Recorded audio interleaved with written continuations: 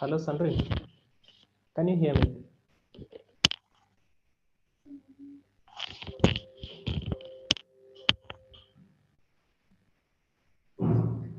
Hello.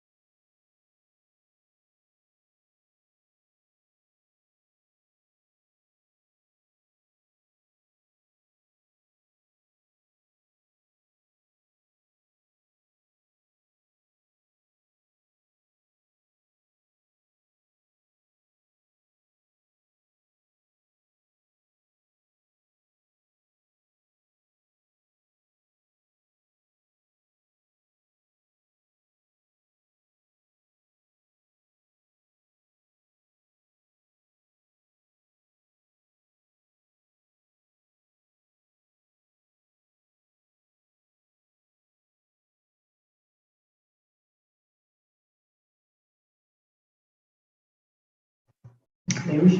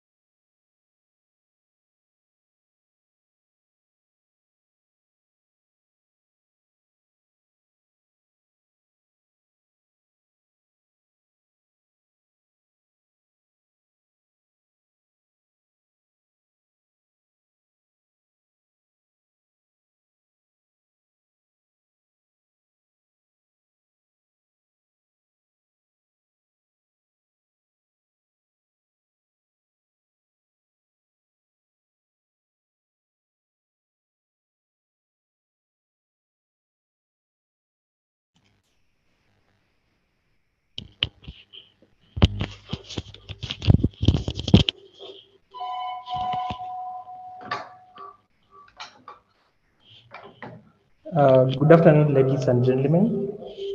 Welcome to this webinar. My name is Timothy Kimayo. I work at the Constitution and Reform Education Consortium, and I believe that you can hear me.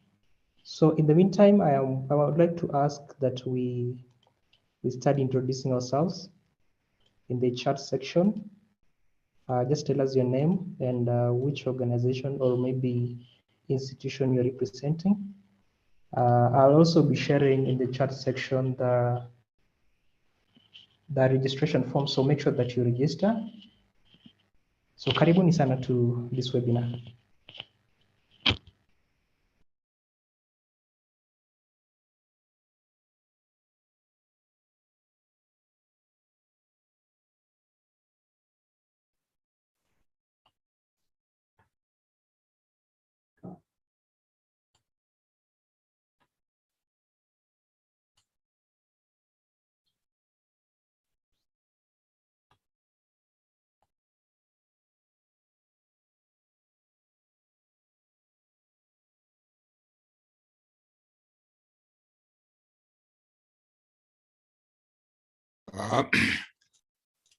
Good afternoon, distinguished ladies and gentlemen. We welcome you for this very, very important webinar on the wave of misinformation and disinformation in Kenya, 2022 general elections. The timing wouldn't have been at a better time. This is really the right time, the season. And we want to thank the organizers for organizing this seminar at this particular time. The subject matter is quite pertinent because at the moment we have the gadgets, we have the target, and we have the market for information, disinformation, information, and misinformation. Before we proceed, I would really like to take this space to invite the CEO of CRECO, Ndugu Joshua Changwon, to lead us in the opening and introductory remarks. Ndugu Joshua.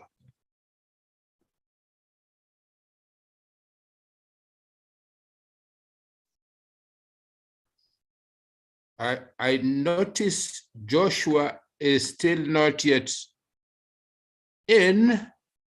We have with us a co-organizer from ELOG, the Elections Observer Group. It's great to have you here, Mule Musau. Maybe you can start us off with the introductory remarks on behalf of the organizing team. Well, good afternoon, everyone. My name is Mule Musau. I work as a national coordinator for the Elections Observation Group. Joshua should be joining us anytime because I had a chat with him just a few minutes ago and he was to join. But let me make a few opening remarks even as he comes in. So first, I want to thank everybody who has made time to be able to participate in this particular event. It's an important conversation, as the moderator has said.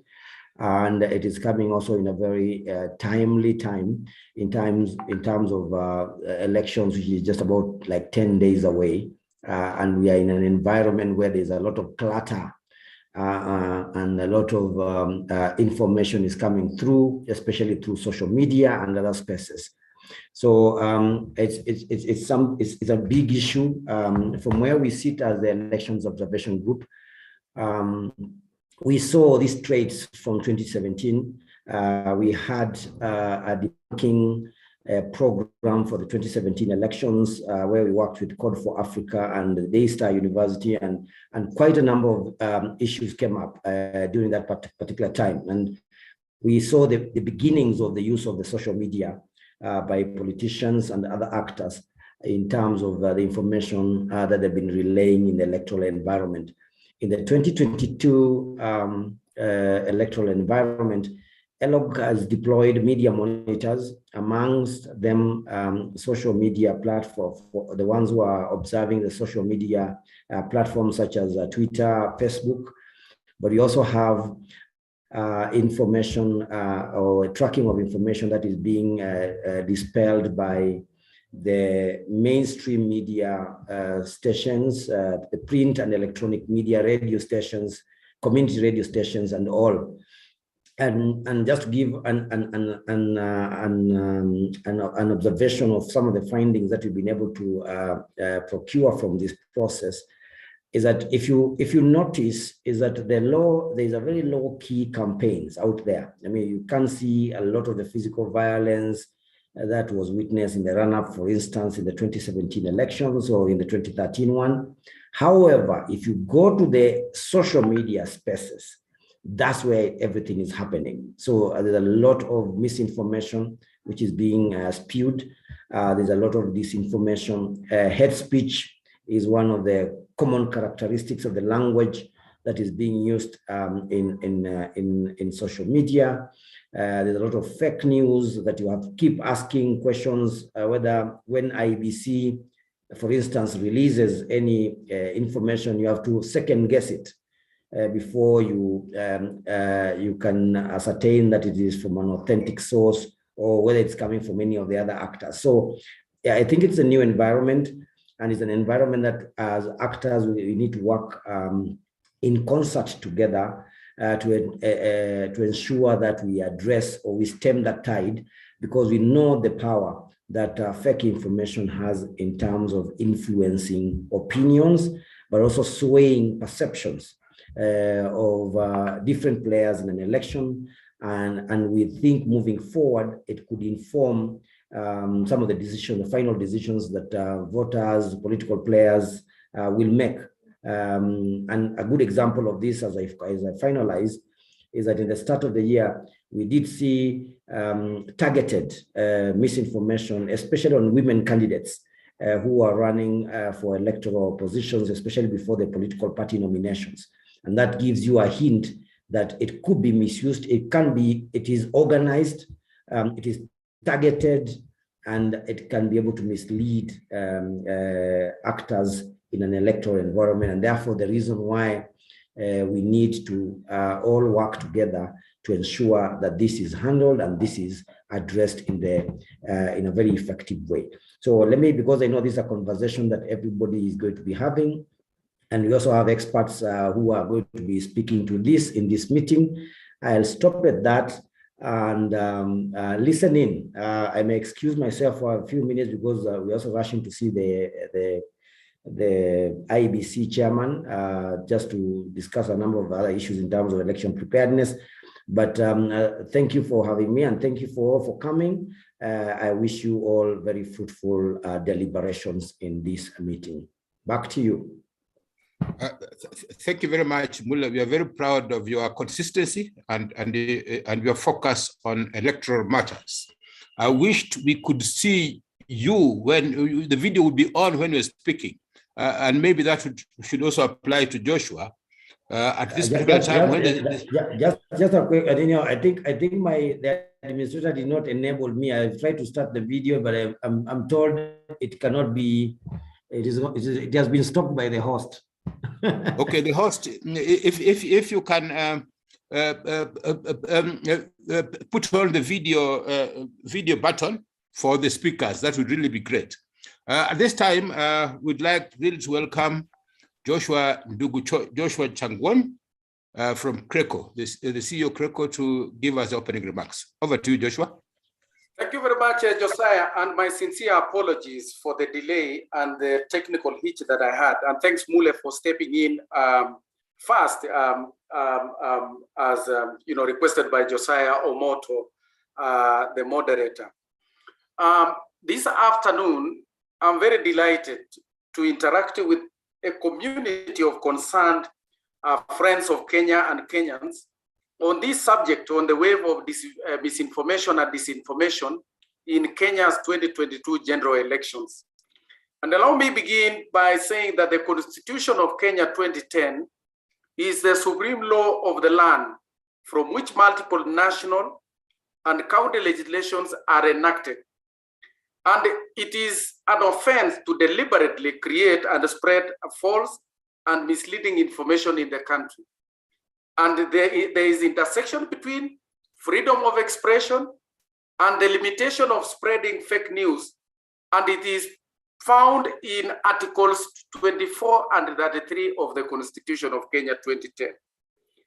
And of course, in the Bill of Rights, the Constitution grants individuals the freedom to express themselves.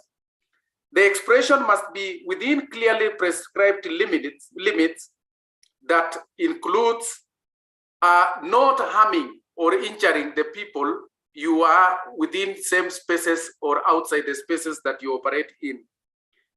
This season, we are yearning for a peaceful election to be conducted on the 9th of August this year, and there are less than 2 weeks. And this subject of misinformation and disinformation is a subject that we've been monitoring very carefully on the ongoings, right from the time that IEBC issued their calendar of preparations towards the election day of 9th August. And we've seen on how, without proper public communication, especially from the bodies that are in charge of various aspects of preparations of the election, such as the National Police Service, the Commission, the Judiciary, include also political parties, as well as also the candidates themselves, we know that disinformers takes advantage of unclear, explained processes. And this has become an industry where people find fodder to just either confuse their opponents or even the persons who are mandated to prepare for a free and fair elections. And I think as Kenyans, we must be concerned with this subject. And I would want to highlight 5 key issues that I would want to beseech all of us to be very concerned in such a way that we are able to verify information, seek clarity from the authorities, and even compare notes on sources of information. You know, technology plays a very critical role in our elections. Our law does not provide on digital voting, but the technology is used to support the voting processes, such as the voter identification. We did register with support of technology, and results transmission, they would also be a very critical component in the use of technology. So understanding on the use of technology is very important for Kenyans, especially the voters and the candidates, as well as also the political party agents, and even the IEBC officials at the polling stations. The voters register is a very key instrument that would be very, very, very key in ensuring that voters participate and also elections officials discharge their mandate in accordance to the law. So we must have a proper understanding on what are the provisions regarding the voters register, which is going to be aggregated according to the more than 46,000 polling stations across our country. We have also issues around integrity and leadership. We've seen on how messages can also be designed to injure the images of persons either involved as candidates, as voters, or even election officials.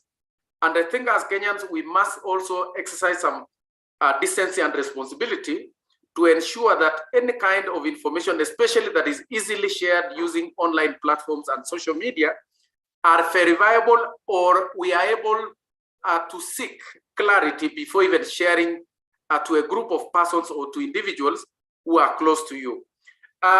You will allow me to end there, and mine is just on behalf of my colleagues at CRECO and friends of CRECO, is to sincerely thank you, Josiah Omoto, for moderating this session, and also enabling our key speakers, including Mark Bichaji, whom I had an opportunity to interact with him on this subject of disinformation. He has a very, very interesting way of looking at this subject. Odanga Madung, we've used your literature, your documents, and I think they have been very useful, in different teams, and even making referrals in terms of ensuring. And I know you'll be introduced ably by Josiah Omoto. I know we have Gabriela Oichoe, who is a cyber security expert, and Christine Wilford. Professor, you're most welcome, and we will thank you so much even for making a sacrifice very early in the morning in the continent you are in. And then lastly is the Mike Kaikwa, and thanks also for the initiative on Stop, Reflect, and Verify. We associate with your initiative, and we seek areas of collaboration. So thank you so much, Josiah, and back to you.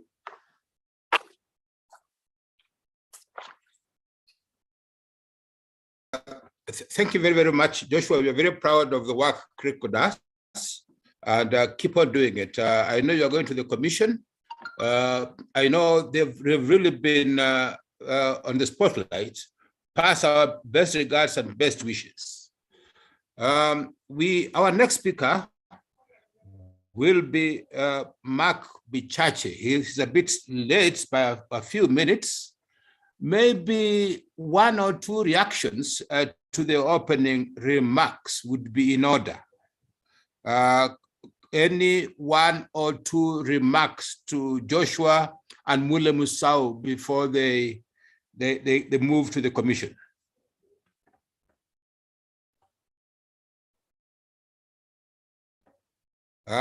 Just one opening statement, so that one or two people, if you can just unmute and speak, because I cannot see everybody. Just unmute and speak.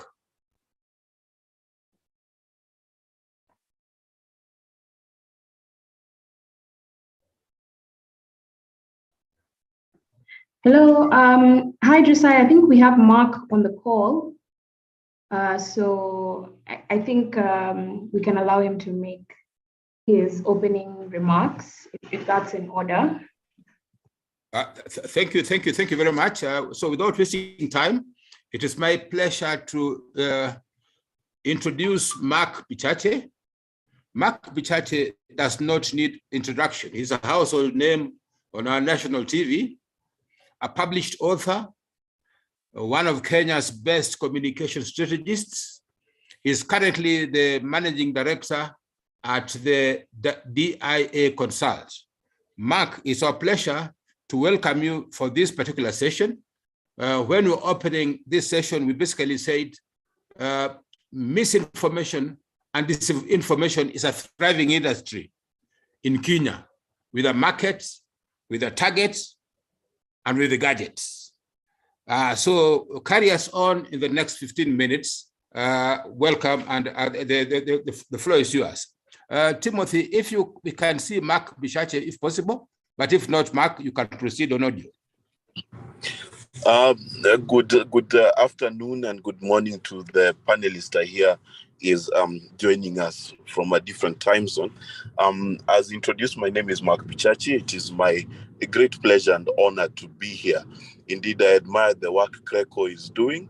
And on this particular subject, I think they're touching on something that is at the core, not only of the Kenyan election question, but even further, the core of the human question and how our society is going to cohere in an ever divisive environment.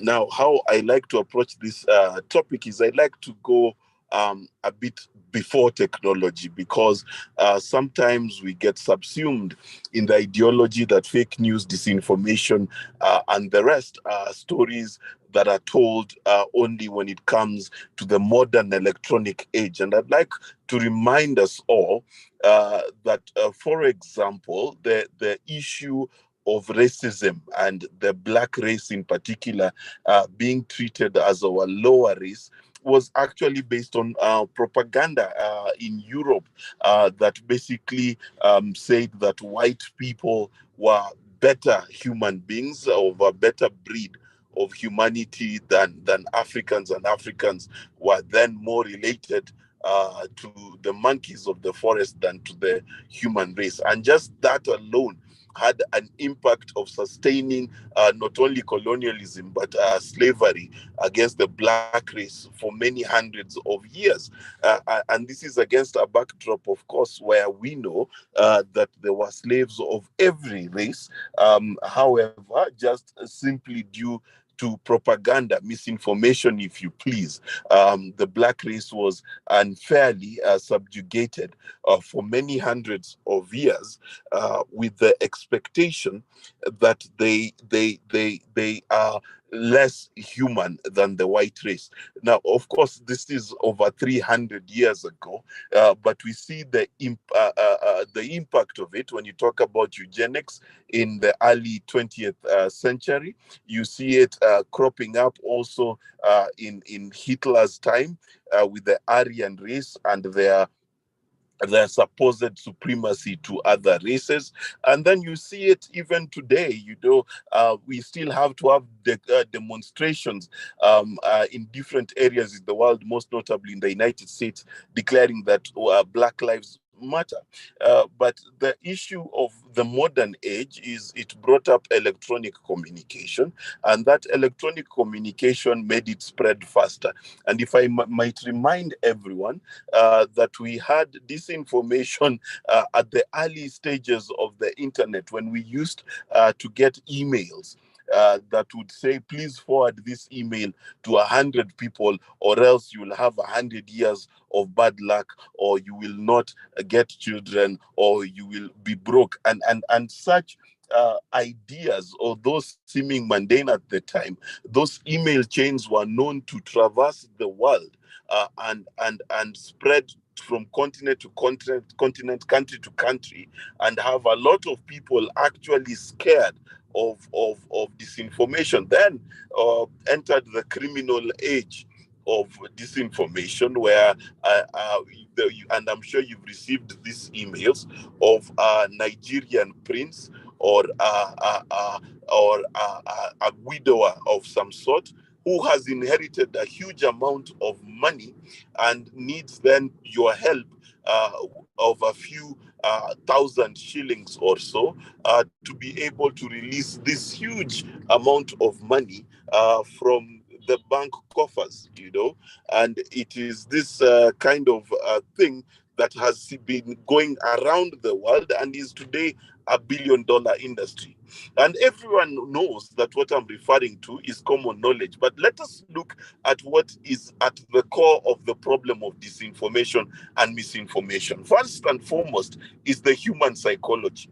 The human psychology is inclined to grand news. The human psychology is inclined to strange news. The stories you remember, Cinderella, for example, is a story totally based on myth. For example, there's a fairy godmother who has the magical ability to turn a pumpkin into a horse carriage and to turn rats into horses. Now, of course, it is a fantastic story, but underneath it belies the very reality that the average human finds accurate information boring. If I did a headline tomorrow and said that the sky is blue, you would not be interested in buying my newspaper. But if I add a sensational angle, and that's why many times you hear, if it bleeds, it leads, then you find that the human being then has adequate interest in the particular event. So again, this is not just a fight against those who make fake news, but it is also a fight for our psyche. If you tell people that the world is run by a group of lizards, it is more interesting and more intriguing than telling them that it is run by a group of human beings like them, who think like them and act like them. It is easier and better for them to create a monster under the bed than to face the reality. And this is where the rubber really meets the road in as far as fake news is concerned.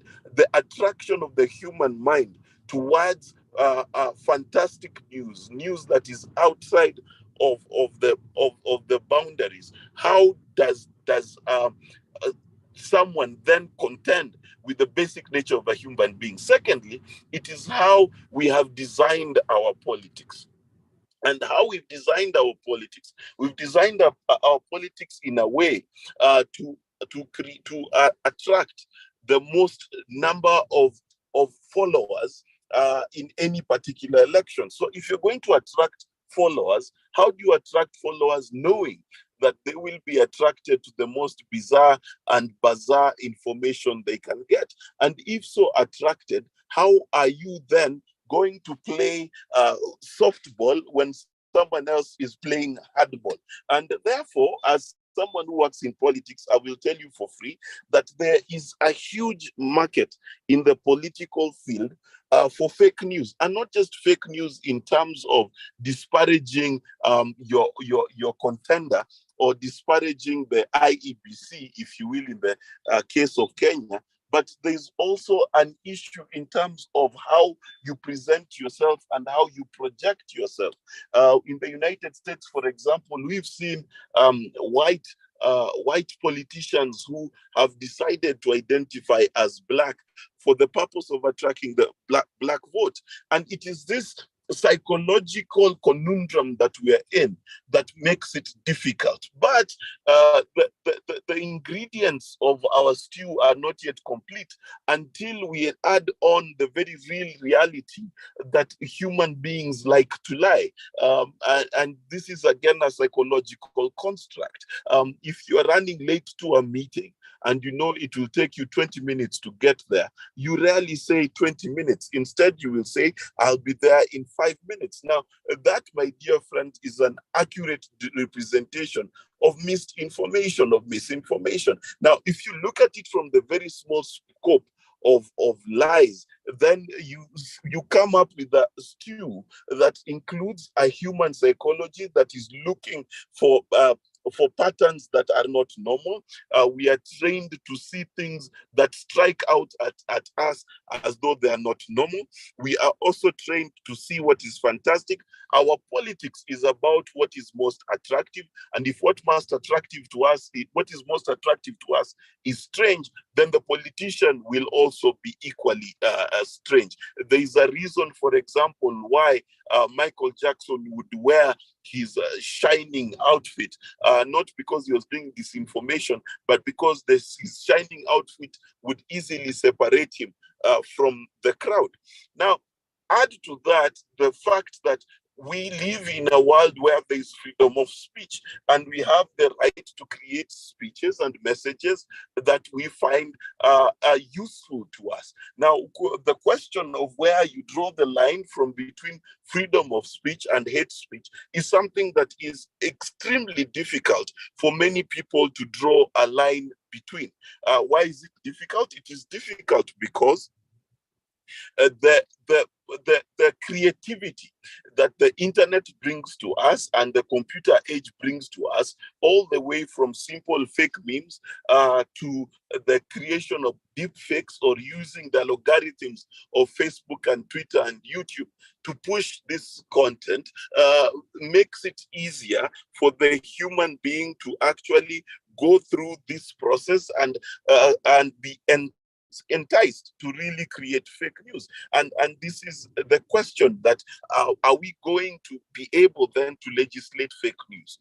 And having drawn that picture of both the history, the present, and what is the ingredients that creates fake news, we must then, of course, ask the obvious question of what is the solution to fake news.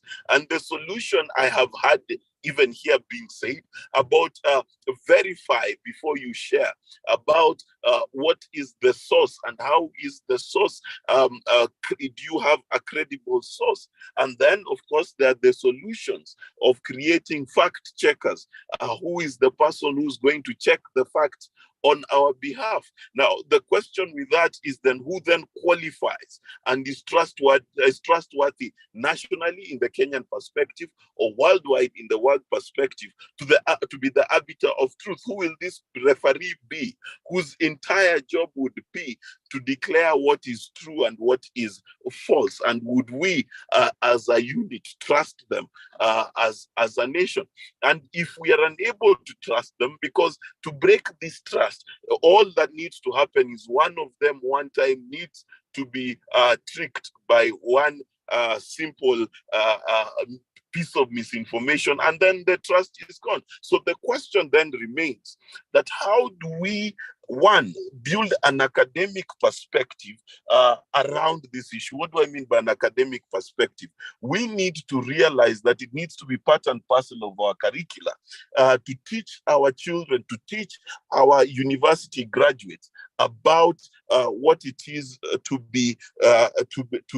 sift through fake news, and what is the responsibility of ensuring that you do not A, create fake news, and B, you do not spread fake news. And this idea of fake news is intrinsically tied to the emotional and psychological biases that we have as a society. So if we are biased, for example, against white people because we are majority Black in Kenya, then we will create stories about white people that are not true. Similarly, we've seen ethnic divisions in this country based on misinformation and disinformation that borders on hate speech about different tribes and about what they eat and what their customs are and what their cultures are and what rites of passage they go through. So time, 1 minute. Yes, yes. If you can just close with 1 minute. Yeah. Yes.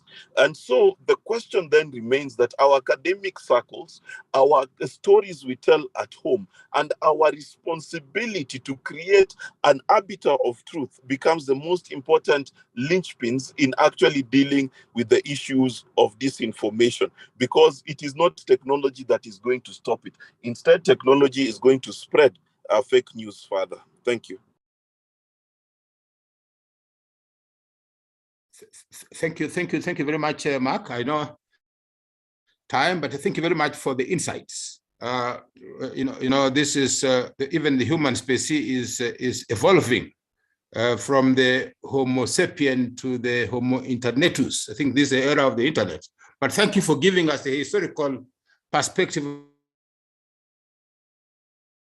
on the projections. Industry with the markets, targets, and gadgets. Our next speaker is Odanga Madung. Odanga Madung, it's a pleasure to welcome you to this webinar. And we are very, very proud of the work the Mozilla Foundation has done. We recently read one of your reports. Thank you very much. And it has informed a lot of our work and strategies. Odanga Madung is a researcher, journalist, who has written extensively on misinformation and disinformation and how social media is fueling this bad practice. His topic will be on the social media platform and the role in electoral disinformation. So, Ndugu Odanga, welcome for the next 15 minutes. Thank you very much, Josiah. I hope you can hear me well. So hello everyone, and thank you all for attending this rather short brown bag session. You'll pardon me, I have a bit of a cold, but I will try and elaborate as best what Josiah has talked about. So at the Mozilla Foundation, our main goal as an organization is to promote the use and to advocate for the awareness and the emergence of a healthy internet. And one of the things that we have seen rising as a direct threat to the health of the internet is social media platforms, and specifically in this, specifically in the case of Kenya, every now and then, we always find that elections seem to be one of the catalysts that makes that information space incredibly polluted.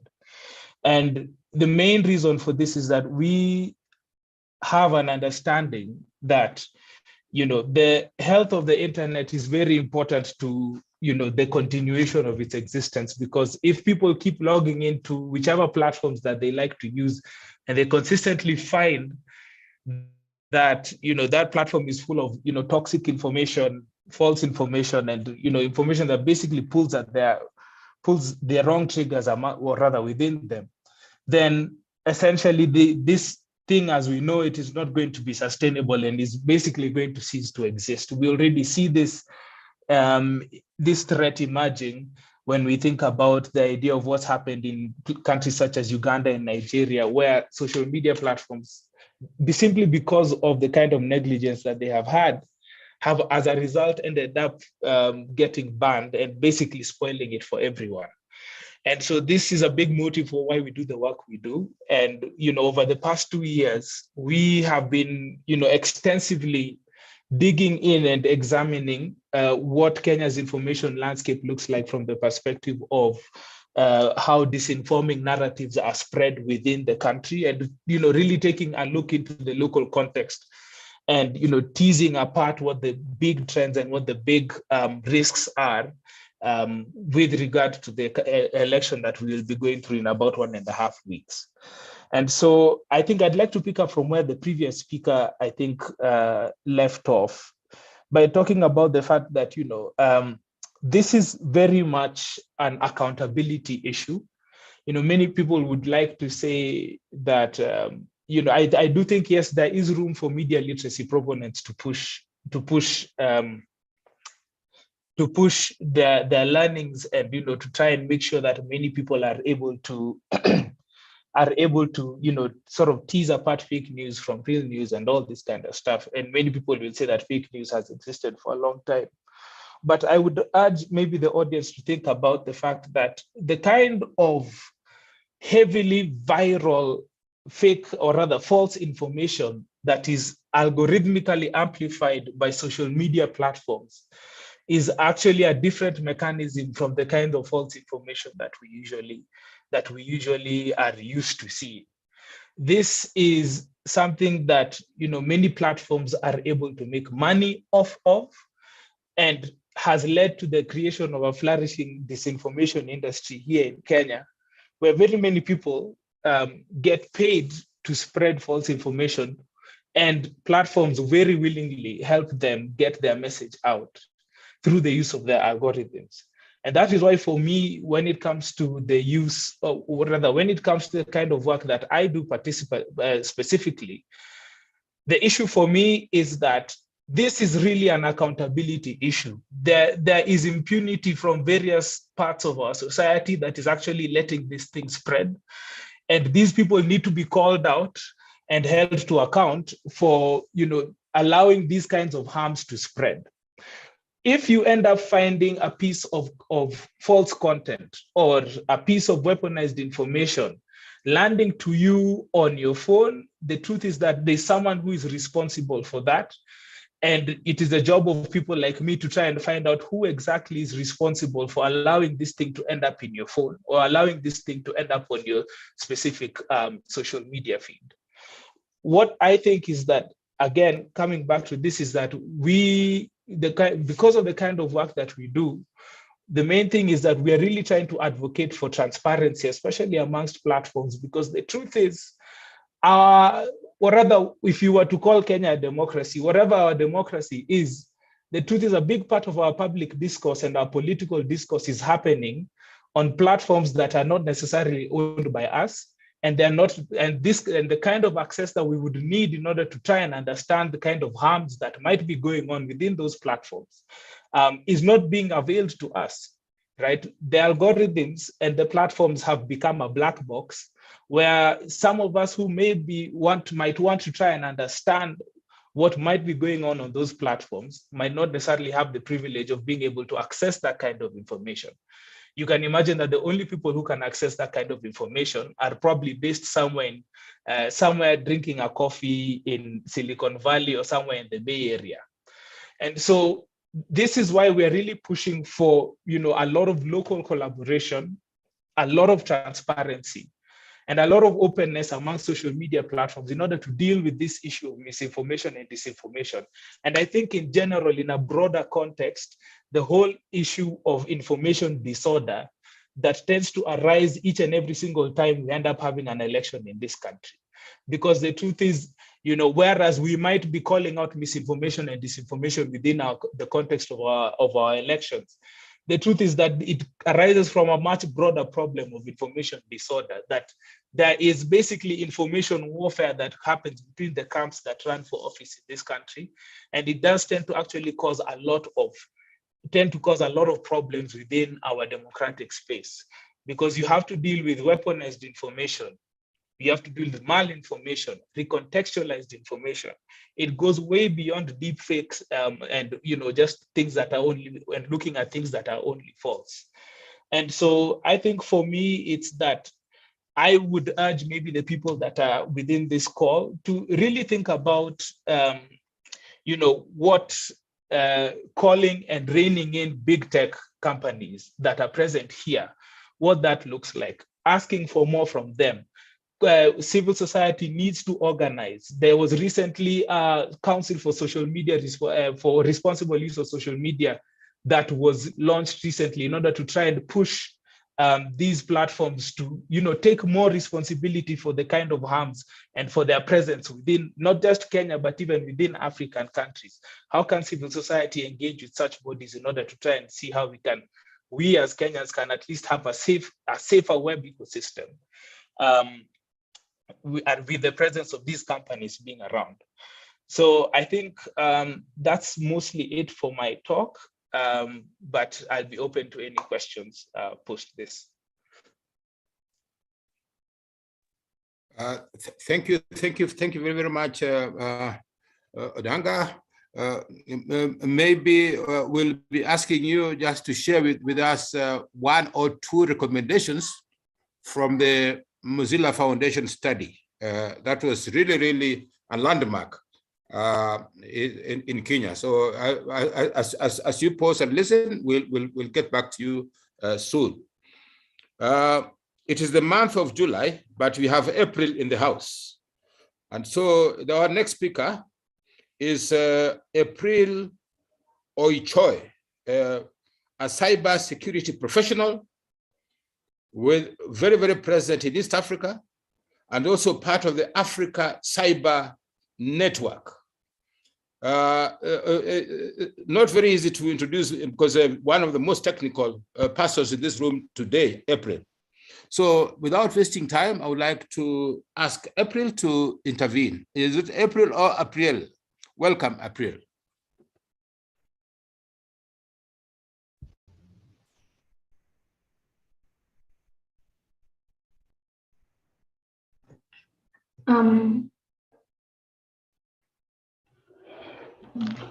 Josiah, we have the videos for the panelists up and running. So maybe you can inform the panelists that they can now showcase their videos. And so, April, if you can now showcase your video, we'd like to see April in the month of July. Welcome, April. Thank you so much. I was hoping to avoid that bit, but it looks like I shall not. So let me switch on my video.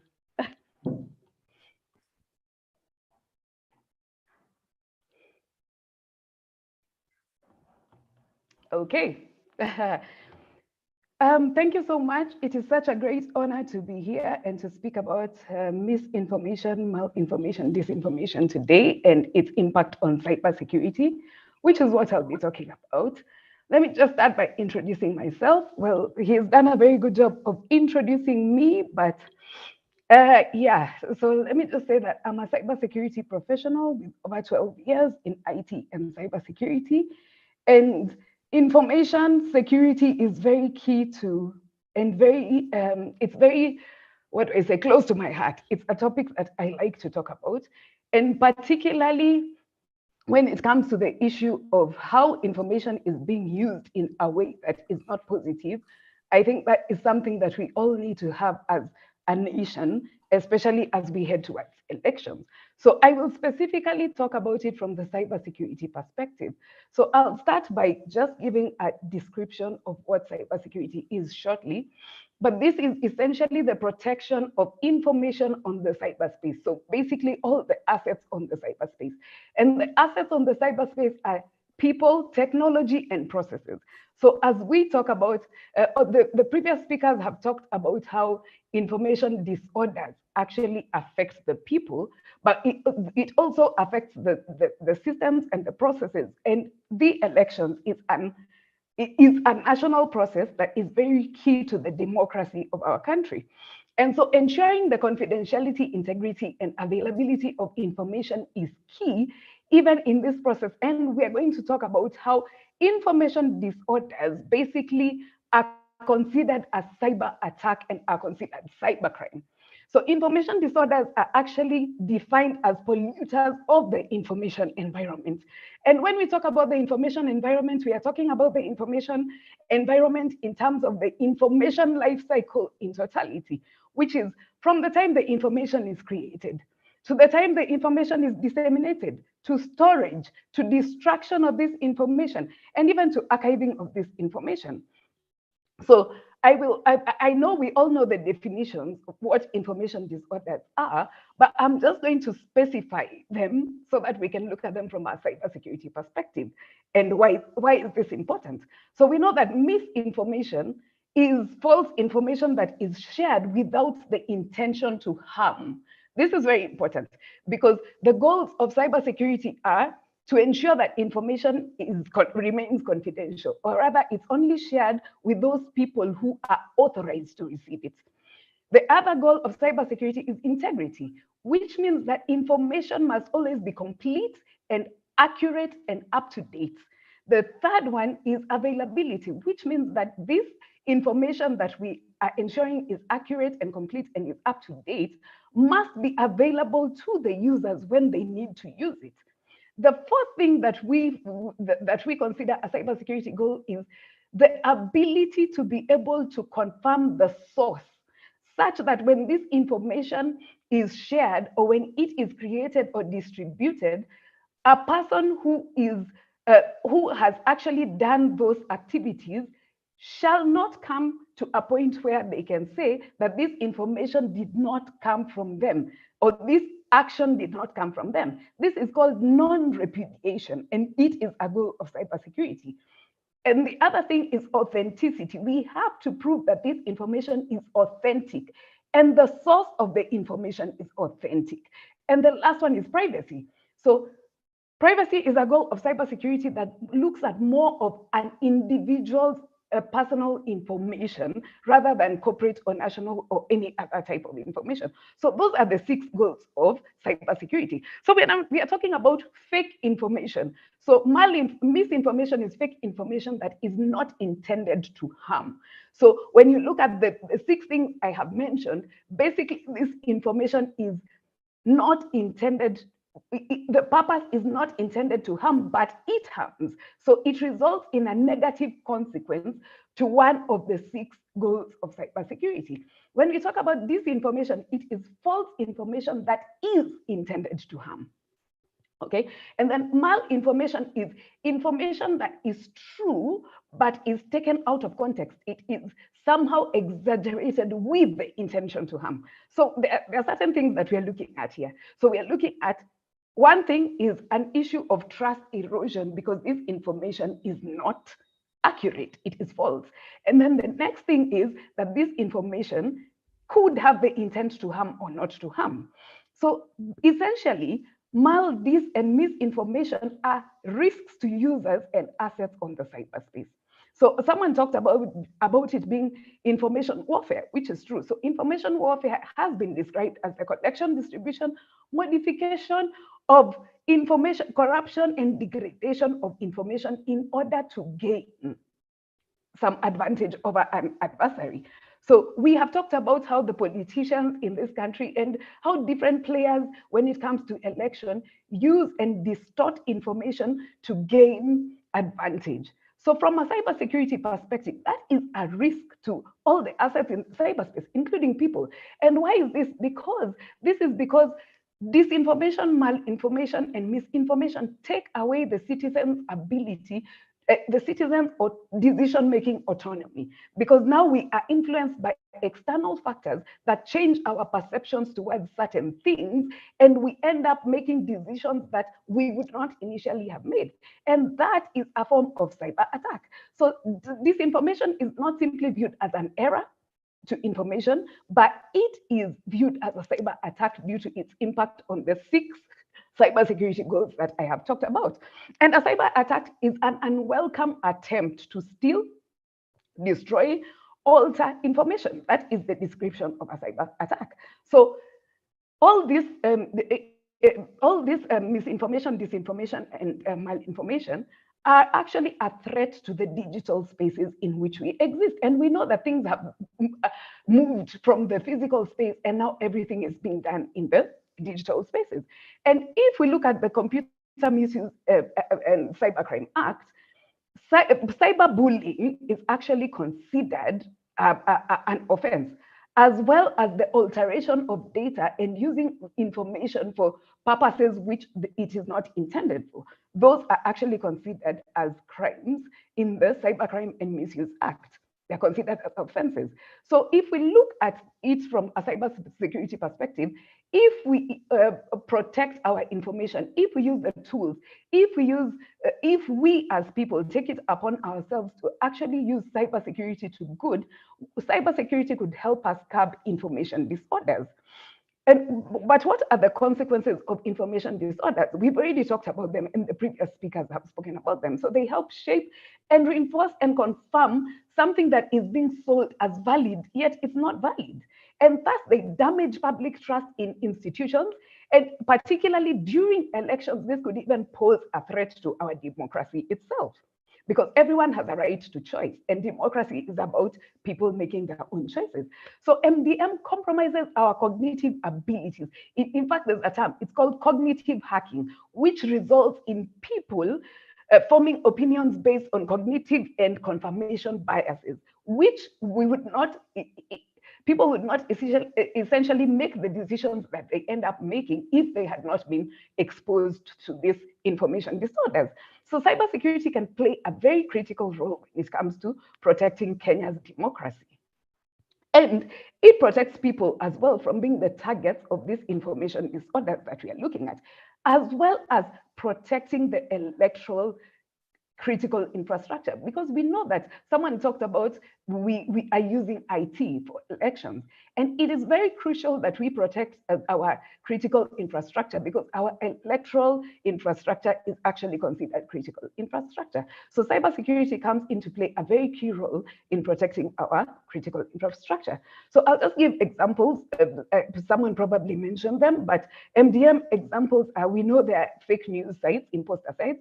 We know there are clickbaiters that are intended to draw you to a certain website so that you can click on it. So all this fake information that looks very attractive. And then we know there are certain headliners that are targeted. There are sensationalist headliners that are targeted to draw your attention. Then we have satire and comedy sites. These may not necessarily be harmful, but they may spread a lot of fake information. Then we have deepfakes. In fact, I've seen a lot of this on social media lately, where people's videos are taken and modified, and then it is said that this and this person said this and this, which they may not necessarily have said, or this and this person was in such and such a place, which they may not necessarily have been. And this is also a form of spreading fake information that is not true to impact on the general public. And then there's a term called astroturfing. Astroturfing is a cyber scam that is used to generate a mass opinion in favor of whatever a certain group, let's say a political group or a company or any other organized or other organization is trying to push. We remember the term that came about in the elections, I think was it in 2013, tyranny of numbers. Have we ever thought about where that term came from? Was it used as a way to paint a certain opinion in favor of a certain group, or did it come about to change our opinion? So that is something called astroturfing, and it is used a lot, especially during the time of elections. So what are the technical propagators for fake news and information? What are the technical mechanisms that are used for information disorders, to spread information disorders? So we have bots. We all know how bots work. So bots are a collection of a number of many computers that are instructed to do something. So we know that at least in America, and some national elections across the world have actually been impacted. And one of the things that were used were bots. Social media is another thing. Socket puppet accounts. We know that there are so many fake accounts that have come up that are pseudo accounts that are actually not real accounts, and these are being used to mislead and manipulate people's opinions. I've just talked about concealed groups or organizations that use astroturfing. We also have hackers who just come together and decide that they're going to use their skills to actually mislead the general population. And someone spoke about artificial intelligence. Artificial intelligence has actually been used so much to propagate the spread of fake information. So there are certain resources. I think I'll probably share the presentation that I had created so that we can look at some fact-checking resources that we have. And I'm very happy that we actually have fact-checking resources in Africa. I came across 4 of them, and when I checked, they actually work perfectly. So when it comes from the cybersecurity perspective, cybersecurity is all about protecting information on the cyberspace. And if MDM, as we have talked about, is information disorder, that means that this MDM directly attacks the heart of cybersecurity, because cybersecurity is all about protecting information. And cybersecurity is critical when it comes to having a free and fair election in this country. And I urge everyone to basically just watch out for fake information. There are certain resources that you can actually use, which I'm going to share on a slide with everyone who's here. And I urge that we have peaceful elections. Think about, someone has talked about, think about it. Whatever it is you're going to post, think about it. Is it beneficial to me? First of all, is it true? If it is, the second thing, is it beneficial to me? And the third thing is it beneficial to the people who are going to receive it, or the people who are going to read it, or the people who are going to see it? And that's all I have to talk about today. I will not spread my time. Thank you.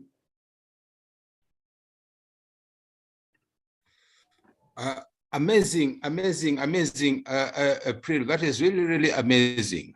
You've within 15 minutes, you have really taken us through the contours of what we call the information infections.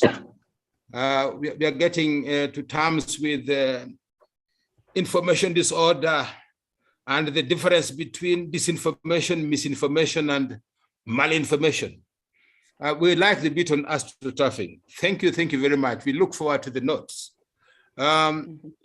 This is now the question time. I think we're doing well in terms of time. Thank you very much, all our panelists, for keeping time.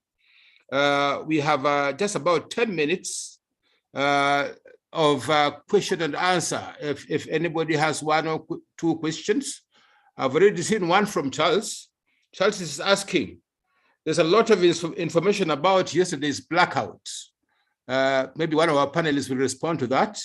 And you are free, this is the time you're free just to unmute and speak. The floor is open. Maybe Sandrine or Jacinta, yes, you can lead us in this particular open session for the next 15 minutes. Yes, I'd just like to say that if you're a participant and you would like to ask a question, just raise your hand and I'll give you the allowance to unmute your mic.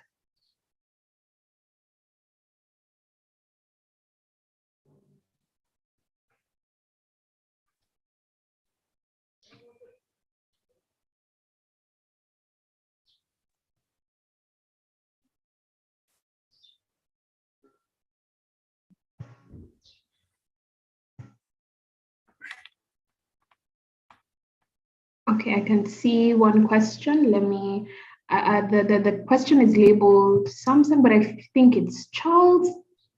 And I can also see Bilasio. Wandera would like to speak. So let me allow him. Go ahead, Bilasio.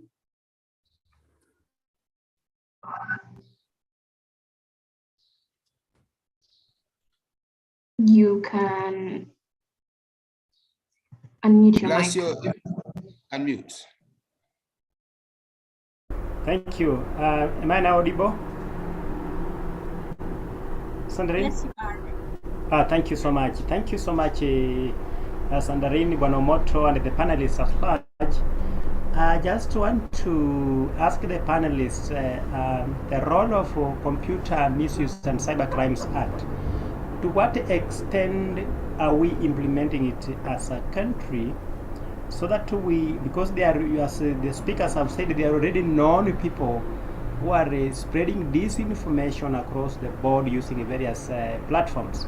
So to what extent is the law now effective so that maybe to curb some of these vices? Thank you so much.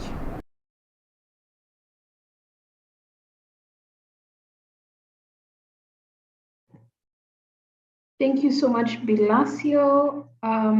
Josiah, I don't know if we take one more and then we can open it up to our panelists. If you can take two more. I can see we also have in the house Opara. Opara is here. Welcome, Opara.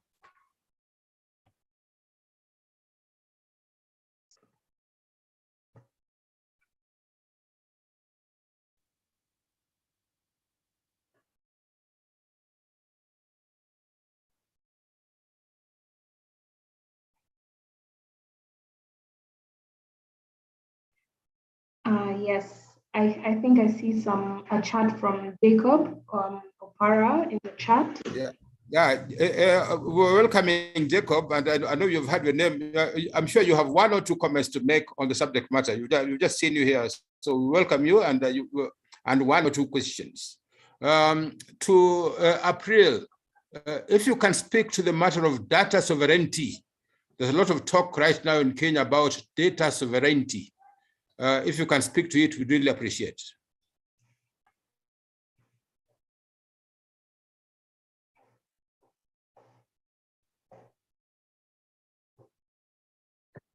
Okay. Okay. Am I taking that now or after the question?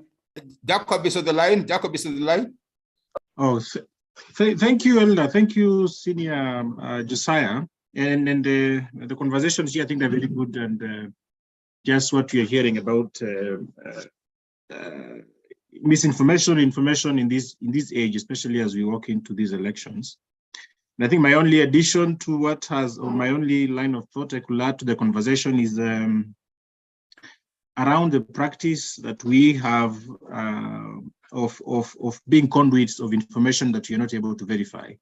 I think we are living in a disinformation age that is very obsessive with the concept of breaking news, where everyone wants to be the first one to break news. And so that is why you're seeing, especially on social media, this idea of forwarded as received is quite a challenge, you know. So things are happening, and some person generates information, and then they forward to you or forward into some group, and without thought, most of us just click that forward button, without really being very careful to think about the implications, especially issues that are sensitive, and then we sensationalize things around us. And so I think it's a call. I don't know how much the Cybersecurity Act has been able to sort of has been able to try to remedy the situation of misinformation, because I think the instances where we've seen it work is been largely in areas where it can be criticized as having been targeted. So maybe someone has something they're doing very wrong, or the government does not like what someone is doing, and then that's the time the Cybersecurity Act swings into play. But I think the thing that was in my head was just about how we handle this idea of being conduits of misinformation ourselves, those of us in this group, in this call, especially on WhatsApp. That's among the most popular platforms, or even Twitter, where we are so obsessed with being the first to break news, and then we are not very careful to find ways to verify this information, especially in this political time. And so it is a challenge, and I think it has areas that it can affect us. So maybe for the panelists that have been sharing with us, I don't know if they have any thoughts around that, the contribution of misinformation with the larger populace, in the larger citizenry, especially on these social media handles, whether they have any thoughts or suggestions or advice they could give on best practices, or whether the law that exists, the legal framework, provides any remedies really that can be adopted. Thank you.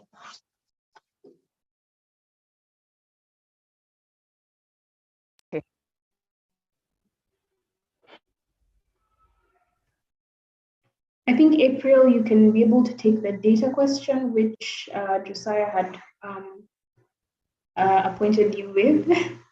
And then, okay. Yeah, Karibu.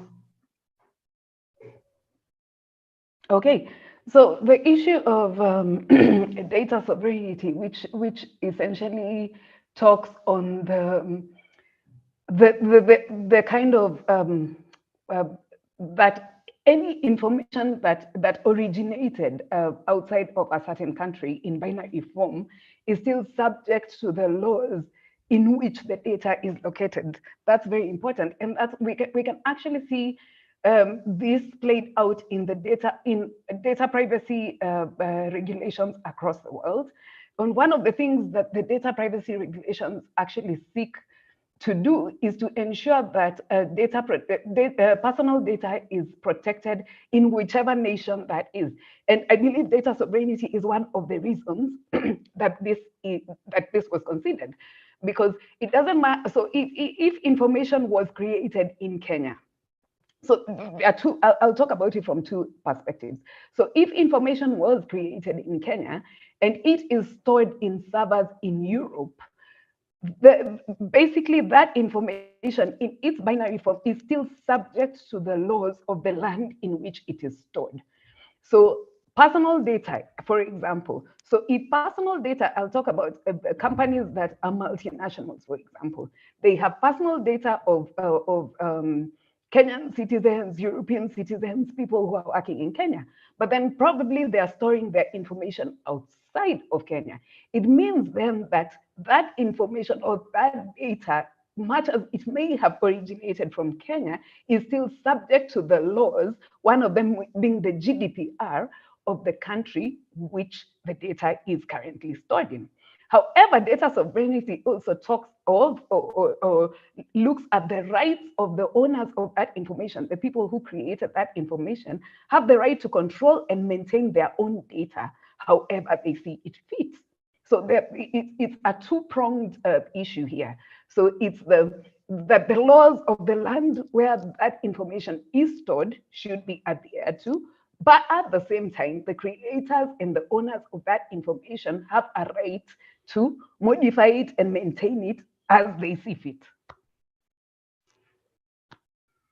And that's very important when it comes to cybersecurity. Also, another thing that the Data Protection Act and the Cyber Crimes and Computer Misuse Act look at is, of course, down to the protection of information again. So you should not expose this information, whether it's personal information or any other information, to harm. In terms of the confidentiality should not be it should not be exposed if it's supposed to be confidential.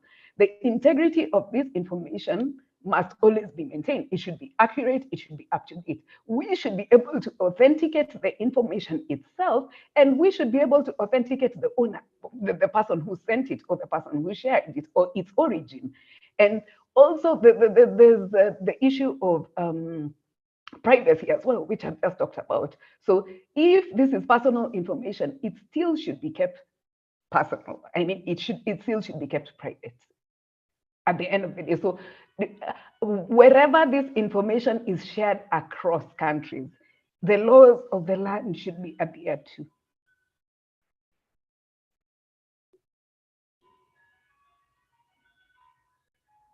That's all I can say on that. Unless another panelist wants to take up. Thank you so much, April. And I think you've touched on actually Bilazio's question on Cyber Misuse and Cyber Crimes Act, and are we, implementing these things?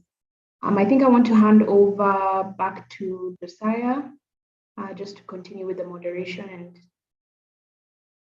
Karibu, Josiah. Thank you very much. Maybe one or two panelists with a comment, 1 minute, 2 minutes. Hi, Josiah. This is Jacinta, and I would like to come in to answer a question. It was in the chat about the KPLC issue last night. So yes, it's true that there was blackout in some parts of this country. As to the reason why and the timing there was a blackout, KPLC did not spell that out. Now, but there are many narratives around this situation of there being a blackout yesterday. And if I can circle back to what Mark Bichachi said, he said news like if he published a story that the sky is blue, that wouldn't be news. It wouldn't be exciting. It needs to have a shock value information. Now, yes, the blackout happened. It happened on the night of the presidential debate. And then there were a lot of speculations around this. In fact, someone is caught tweeting saying, a minute. Yes, saying that, and I want to quote verbatim, that KPLC have switched off power in Gatundu South, Kitale parts, and Kitale and parts of Rift Valley, seemingly to black out a William Ruto. We shall prevail no matter what. This was a tweet by one Kingori Wamboi, PhD. I don't even know whether that's a real account or it's a pseudo account. And then this whole thing went from innocent or not very innocent blackout that KPLC issued, that there will be, blackout and whatnot, but people put in their own interpretations. And to the person asking, and just even to myself, I got a lot of questions on this issue. Is this thing politically motivated? Is it not? And then also very quickly after the tweet started going around, there was one that came through with an entire legit logo of NTV as breaking news. And it said, KPLC engineer Eric Kibet arrested by DCI agents in Chebimiet, Elgeyo Marakwet for switching off the main grid in an attempt to have UDA blame the president and the deep state for the failure in the power grid during the second presidential debate. 2022. Of course, that later was flagged as fake news after it was fact-checked by the various fact-checkers we have in this country. So just the simple answer to the question is yes, there was blackout. The reason why there was a blackout, we all do not know. However, there was a lot of story around that blackout. And as the speakers have spoken along the way, they're like, we need to be very careful around information that has shock value and it's sensational. It has sensationalism in itself. And I think as we go along, the last speaker, who is Mark Kaigwa, he will tell us a lot about how to spot, and he'll also talk about things like biases and stuff like that. So I hope we all stay on course and we stay very alert and just hear how to spot mis and disinformation in our own personal capacities. Yeah, thanks. I'm done. Oh, thank you very much, Sandrine. There was a question from Ndugu Nyukuri in terms of what actions ought to be taken against people who spread fake news that may cause electoral conflict. I'm sure Mark Kaigwa will respond to that question in his session. It is now my pleasure to introduce the next speaker, a global democracy builder, champion. And I think we're very, very privileged. You're in the middle of quite a number of democratic champions in Kenya. Professor at the Elliott School of International Affairs, who is doing a lot of work in this particular area of misinformation, disinformation, and malinformation. In particular, Madam Professor Christina Wilford, we like your work around helping new voices into politics and your work about strategies and actions to vaccinate the body politics from disinformation. So it is now our pleasure to welcome you to speak to fellow Democrats in Kenya, all the way from the USA. Karibu. Hi, thank you. It's really wonderful to be here. At this time in 2017, I was in Nairobi working with women candidates and with civil society organizations. So I very much appreciate the moment in this pre-election environment. My experience really comes in working in contested elections and on democratic development in a wide variety of countries, including my own. I moved back to the United States to work on my democracy. And as we can see, that is having a rough go these days. And part of that reason why is because of the role of mis and disinformation. And so I've spent the last few years really digging into the information environment and what we often refer to as information pollution, because that's what's going on in blocking our ability to deal with society's challenges. It's made worse by mis and disinformation. And so that's the angle in which I've been looking all across the world about what is going on in terms of both societal reaction and their contribution to it, as well as what are the platforms themselves doing. And I think that's just listening to the conversation, what I would like to say. And by the way, a very rich conversation. So thank you for all of the panelists and the expertise that is here. I'm also very glad to see April as a woman in the cyber field in Kenya is a rarity. So it's wonderful to hear her perspective. And I will talk about some of the gendered disinformation we're seeing specific to Kenya, and Mark and Nendo has some wonderful research that they can share. But I just want to step back for a second and say, we should not necessarily be talking about what is, wrong with society and its contributions to fake news and the spreading of mis and disinformation, as much as we should be talking about the role of the digital platforms and what responsibility do they have to provide a safety net for their products. And so we started out the conversation, I think, in a very important historical note about some of the racist drivers in the world globally. And I can sadly say that when it comes to handling mis and disinformation in the Kenyan context, the social media platforms are failing Kenyans. And if we look back at some of the technology and how it works, we can see that really algorithms are in essence coded opinions of the platform executives, just like a news editor or a newspaper TV producer. So fixing algorithms is one important reform because right now they're really set to amplify the most incendiary and hateful content.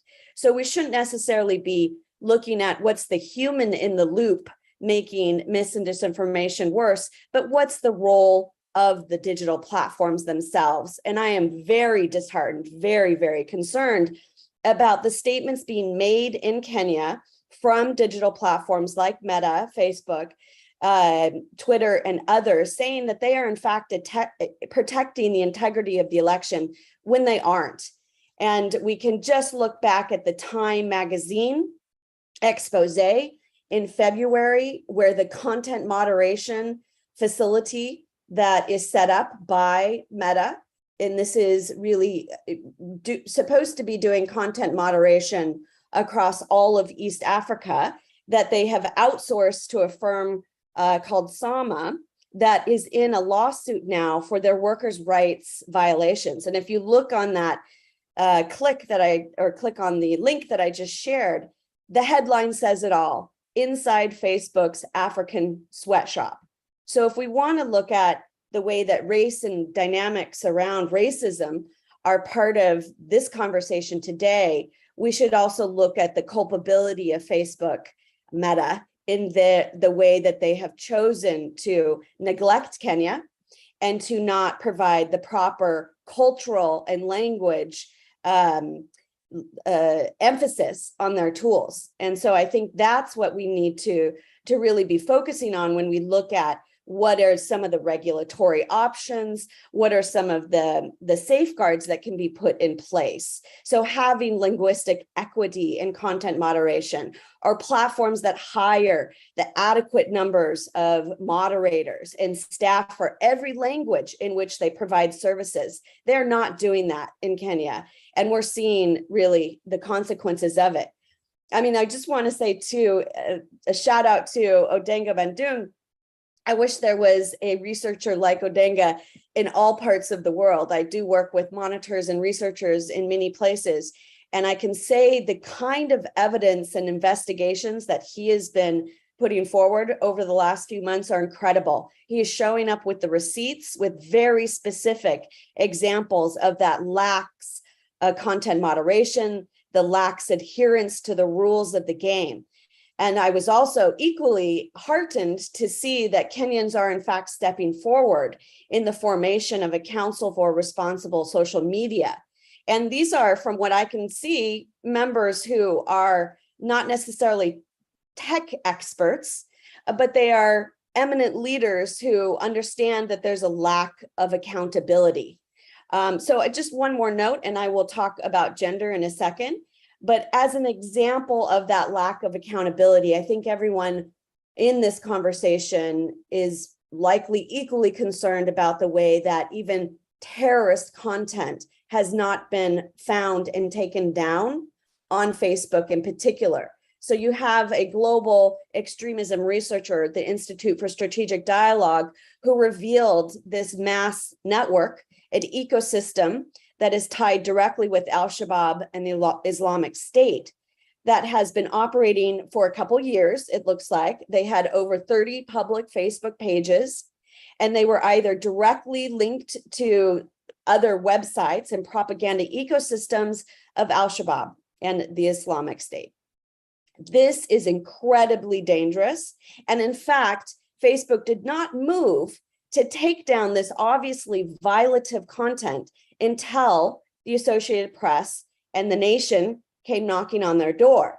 So I will put in the chat the article from The Nation that goes over the details of what, in fact, this network was doing and how it is being used to spread extremism and distrust in institutions across Kenya. And that is, just as a researcher, academic, I can say, very dangerous to be happening right before an election. So the bigger picture conversation, I hope that can continue after the election, but it's a critical moment now, is to really focus on the role of social media companies.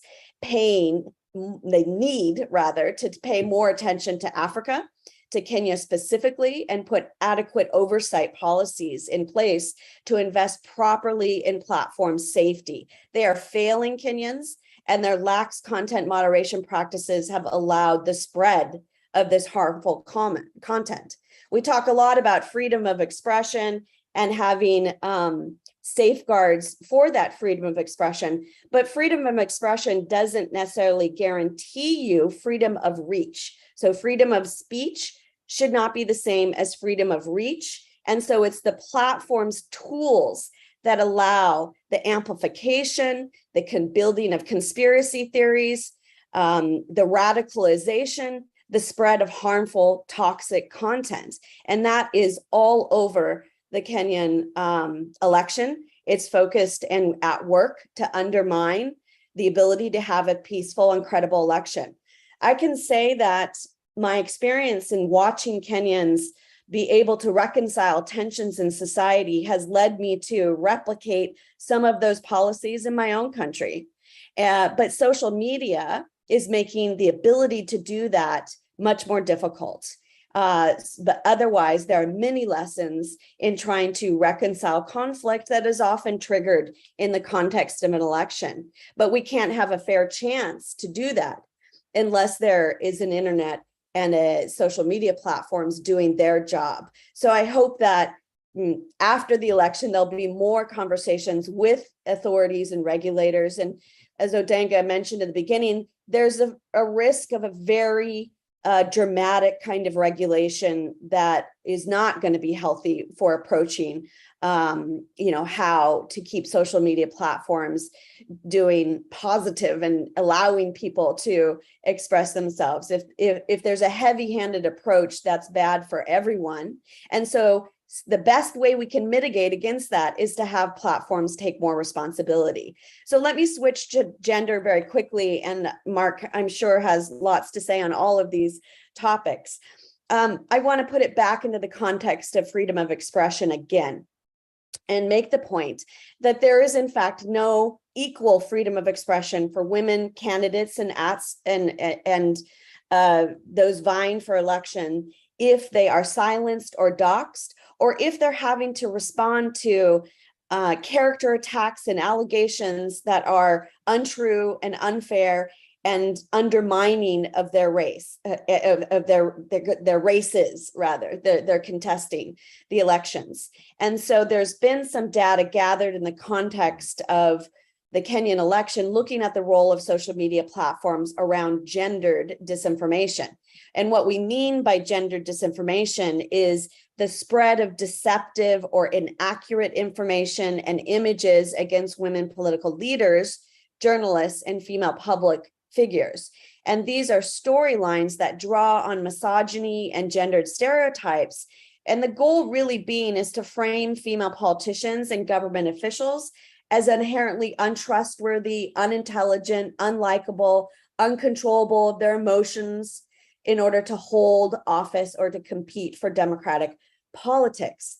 And what we can see online is a thriving ecosystem to undermine the women who are in fact running in this election. And that really concerns me as someone who looks very deeply at the way in which we can create a level playing field for women. So the Nendo report that characterized some of this really showed some of these trends, which, I think can be a focus on who are some of the, attack machines driving this. But I would also really look at the role of social media platforms. They do have existing policies for things like threats of violence, hate speech, violent and graphic content, nudity and sexual attacks, cruel and insensitive content. They have rules that say they will take that information down. They are not implementing those rules in Kenya, especially if we look at Facebook and Meta, but also this applies to Twitter and TikTok. In fact, most social media platforms don't even have a rule around how they handle misogyny. So if we look at what's happening with the discussions about women running in this election, we can see a very dangerous and hateful environment that is using character attacks, that is using appearance-based attacks, fatophobia, we would call it in other countries, to really undermine the participation of the incredible women competing for office. So I will let Mark get more into the specifics. But my message here overall is that there is something that can be done. We should be questioning the role of social media companies that are making money off of the advertising and the sale of dangerous products, of the algorithmic promotion of hateful content. And we should be moving towards, I think, sensible solutions that work in the Kenyan context. But I would rather have the focus be on how can the companies and the products that are being utilized in Kenya be matched with more safeguards, rather than focusing on how Kenyans use these products. Let's look at how companies organize their tools, and they organize them in a way to profit off this kind of hate and vitriol. And it's time, I think, for all of us to say enough is enough. We want more, and we want sensible voices, urgent solutions, and we want to be able to translate these sort of complicated technical changes that are needed to the digital platforms, but we need them to do their job. Unfortunately, I am based in the US. It's unfortunate that it's US companies that are undermining the Kenyan election and global democracy. and security all across the world. So I hope that we'll have more conversation about what those companies can do in a better way and not just be given empty promises.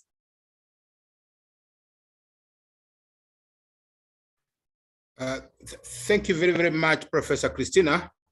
One of the participants has summarized all our sentiments. Sandra Misiribi is just saying on point, madam. I would like to pick two issues that you've just flagged out. I was taking notes. The first one is social media platforms are failing Kenyans. That's a sad statement. The second one is the character attacks that are prevalent are undermining the reputation of credible women running for office. We see a lot of that from the ward levels, the constituencies, the Senate seats, up to the national levels. So you are touching real nerves. But for me, the most significant is the role of eminent persons in Africa. They normally come in after the fact. You have given us one way forward, and I think which Sandra Wambura will be picking up. I like this idea of the Council for the Protection of Social Media, composed of eminent persons. They don't have to wait after the fact. It is possible within Kenya to create this council, and I hope CRECO can be an anchor institution together with ELOB, an anchor institution for creating this council before the fact. Thank you very much. Asante sana and karibu. Next time you come to Kenya, we have coffee. Our next speaker, everybody has been talking about him, is Mark Kaigwa. Mark Kaigwa is a technology and marketing professional. Today, it was my pleasure to moderate quite a number of professionals. Is a leading institution in taking action against disinformation. Now we call it misdisinformation. We particularly admire your work, Mark Kaigwa, in terms of stop, reflect, and verify. So if something that we'll pick, I know it's a very loaded 2 hours. One statement that this workshop with a long title really needs, this webinar is all about stop, reflect, and verify. Over to you, Mark of Nendo, to lead us in the last part one session on the approaches to vaccinating disinformation. Welcome, Mark.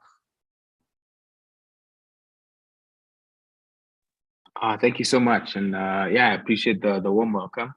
I am what you would call a visual learner. So I would love to just have a couple slides that I can talk you through. I'm going to also put my video on and hope that my connection holds up well. And so I hope you can see my screen and hear me okay. And if not, please do just give me, somebody can just, give me an audible note on that. Quite clear, proceed. Thank you so much. So thank you to CRECO for the warm welcome.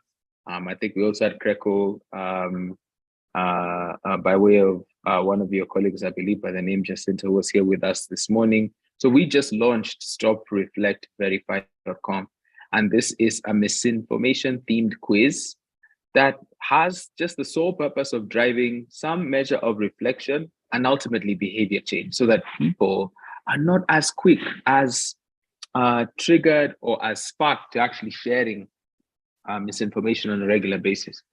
To illustrate the problem and the space that I think we play in, and my hope is we can play not just the Kenyan election, which is right around the corner, but really all elections across the continent and in emerging parts of the world, similar to what Christina said.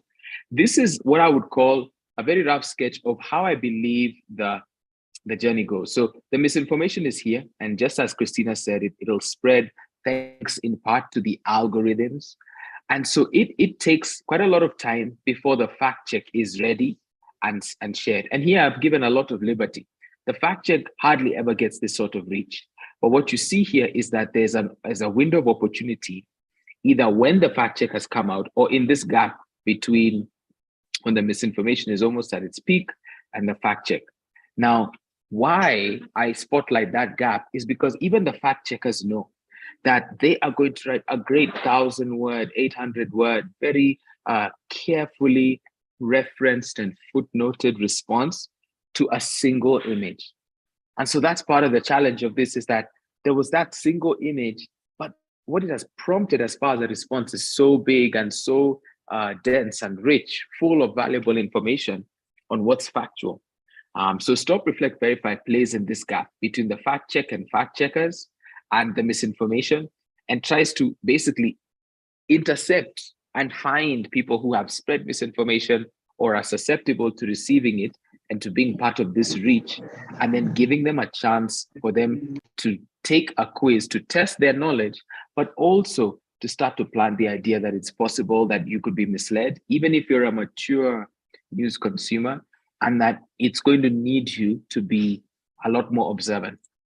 So if we look into this, I want to share some of the areas that I believe will be areas of we need to exhibit care, especially coming up to this election. I think some of the areas we've identified of vulnerability are the judiciary, the IABC, CSOs, research organizations, political parties themselves, newspapers, TV, and radio. Now, in terms of individuals, it's political candidates at all the positions, business and media personalities, current, past, and prospective politicians, civil servants, members of the cabinet, and journalists. So we say this so that we show just how wide the context is. I believe, according to the work that my team and I have done at Nendo, which is a research and marketing firm, and what we've done with Stop, Reflect, Verify, which is a misinformation quiz, which uses research to create an evidence-based quiz, and then uses digital marketing, but marketing in general, and public relations to disseminate it to as many Kenyans as we can. We think this is the area now we need to pay attention to. When we get even more specific, what does mis and disinformation look like now? Well, for myself and the team at Nendo and at Stop, Reflect, Verify, we were there in 2018 to create the first version of this quiz. And we were able to look at what had just happened in the elections at the time. In fact, we we're doing focus groups and working with a number of organizations at the time, including Christina. That was a chance we got to engage and interact with each other back then when she was in the country. And so we got to see and crawl through social media to learn. And there's been an evolution since that time, for better and for worse. For worse, in that there are certain types of misinformation and disinformation that are more active, more prevalent now. For better, in that the platforms did make some changes. At that point, you could forward to, let's say, 20 people in your address book, 20 groups. Right now, in some cases, you can't forward it that much. But these are just, a handful of things that are just the counterbalance. There's still quite a high expectation on the platforms to make sure that they aren't used and their algorithms don't play a part, as has been recently shown, especially by Odama Madum's work, in spreading misinformation. So looking at the types very quickly, newspaper headlines, right? That idea that you trust the news, so I will alter the news headline or show it out of context. The fake front pages of newspapers, fake cards, digital cards, or quote pics, as they might be called. Jobs. We've just seen some research recently from a fellow research partner, and they've done a national study, and jobs rank significantly high. This is a place where Kenyans continue to sadly pay the price in the misinformation field with all sorts of elaborate recruitment and job scams. Health updates. We did a COVID-19 Stop, Reflect, Verify quiz, and we just saw the challenges that were there at the time. Press statements. I want to forewarn you, it would not surprise me that there are false press statements, leaked or shared false letters from individuals or companies. We keep hearing names of suppliers of the IBC. We keep hearing names of different organizations. Expect that in the absence of clarity and communications, people will try to, place certain narratives and presume that this is leaked or this is, like a secret document being shared, and that can be disinformation in itself. And then lastly, fake tweets and posts. I think this morning at our Stop, Reflect, Verify launch, there was an example from the fact checkers at PesaCheck that showed that after deputy presidential candidate Martha Karua was selected by the Azimio la Umoja One Kenya Alliance as the deputy presidential nominee, that there was tweets being shared that US President Kamala Harris, Tanzanian President Samia Suluhu had said congratulations, but these were fake or false tweets. And you see how in a case like that, that's just somebody merely saying congratulations, but it's completely false. So the point here is just to be sharp and even careful, because not all screenshots of a tweet, not all screenshots of a Facebook post have come from the person who you might see there having published it. In terms of critical moments, we think there was the coalition building time, and we saw this, people pretending or releasing false documents saying that a party has defected, saying that a party leader is no longer running. The primaries were a big time because it was very contested. In fact, one of the things at Stop, Reflect, Verify we've seen is that misinformation, much like the new constitution, has devolved to the county level. And sometimes it's not just online, it's actually offline as well.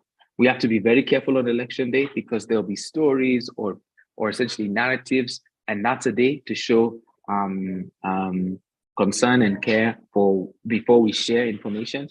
The IEBC commissioners, what they said, who said what, counting and tallying, the announcement of the political races and the post-election appeals. These, again, are areas which we just spotlighted and said, as StopReflectVerify.com, we want people to be aware that those are heightened days of heightened activity, and care and concern should be had on those days. So it's important to prepare ourselves for what might happen that time. A couple examples just to show you illustrations of what I've said. Here's a quote picture, and President Joe Biden did not say this. Here is sometimes there's almost inaccuracy, so sometimes misinformation. There's no intent to harm. Here, a reputable organization, at least one of the major online publishers, Kenyans.co.ke, has shown a road and is showing development. However, somebody comes and says, hey, no, that's actually not the road you're claiming it is, that's another road. Point here is that this is how it could be. Here's some quotes. And you have, all sorts of vernacular, mainstream media, as you can see here. It's a real mix. And sometimes it's true and sometimes it's not. And they will copy and have a QR code, just like The Nation does. But you have to check and go that level of visiting the actual website of the publication to find out. Sometimes it sounds too good to be true, or it sounds almost quite, how would I say, aggravating or very aggressive, the rhetoric. But it's political campaigning season. And, people have a right on either side to say things, and they'll say some things in English, some things in vernacular, some things in Swahili. And as you see those travel, sometimes you have to do some scrutiny. When I initially saw this quote, I said, oh, there's no way that could have been said, only to find it had indeed been said and corroborated.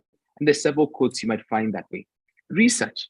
There's been a lot, like I said, at the county level of false research, polling. And in some cases, there's legitimate polling, but there's also people doing and coming very close to mimicking the real thing, only to present a particular candidate as being better or worse, or in the lead or not in the lead. So this is part of where the vigilance and what our experience at Stop, Reflect, Verify has shown us. In a case like this, you even have a legitimate media house who mischaracterized a particular quote. And you had the deputy presidential candidate here calling them out on it. And they later even deleted a tweet, which is a pretty big thing publication-wise. The point here is showing that it's not just fringe social media users. Sometimes there'll actually be times that the news media in this case gets something wrong and needs to retract. On social media, we're seeing, let me be careful here because this is a word that not many people have a full understanding of, but the question of bots. So bots is a term, sadly, I think as Kenyans we used to mean many things, but here I just wanted to show you that there can be accounts that are seemingly like a regular person, but are being run by someone else. And so I want to show you here that both accounts here, Twitter is signaling that yes, there's a person there, but it might not be who you think. And these are genuine accounts that are engaging. You're just not sure if it's this seems like a lady's name, it seems like a gentleman's name. No telling which of the two it actually is. But in some cases you see that. And that might actually mean you're exercising a bit of caution as you engage and interact with the content that this account is publishing. So what's the solution? Well, I don't have solutions for everything. I can tell you that. It's a very, very big issue.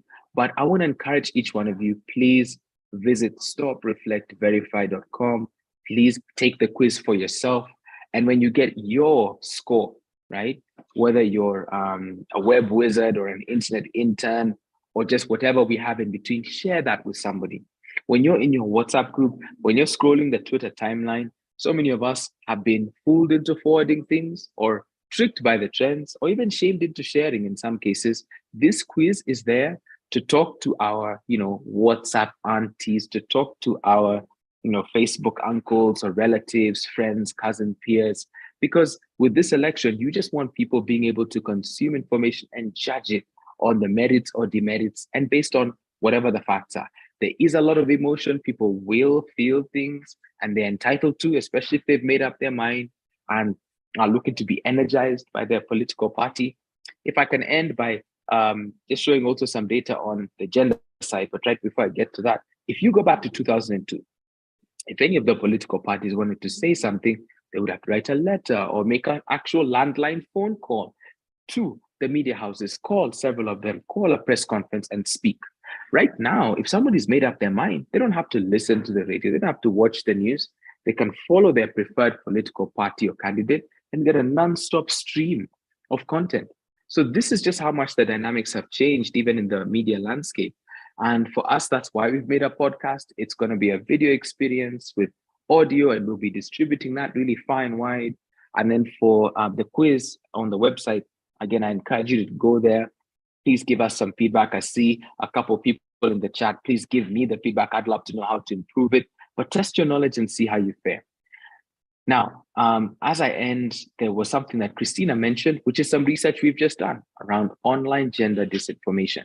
Now, part of what we found was that, according to Sheep Assisted, there's sort of three broad areas that women leaders on social media get really, really difficult replies and engagement. One of these is what you would call sexism and misogyny, or the manosphere. There's right now this real big uptick in almost hypermasculinity getting very vocal and sometimes very aggressive about asserting masculinity to the detriment of women or sort of targeting women in this vein. There's also online violence or cyber violence, threats, harassment, cyber abuse, smear campaigns, and then disinformation, active information to harm and to sow discord with people. On top of this, I would say that according to the research that we did at Nendo, that and this research I'm happy to share. It's actually, if you reach out to me, I'd be happy to just engage and provide it to you. High level, just there's these tropes, right, and these biases such as asserting that women leaders are untrustworthy or unqualified or unintelligent or unlikable, and that likability one is quite difficult because men aren't subjected to that same standard of likability. Right? So these are some of what we've uncovered. And then we've looked at hundreds of thousands of online updates and crunched the data, looking at various public figures in media, in politics, in the judiciary, and at all levels of society.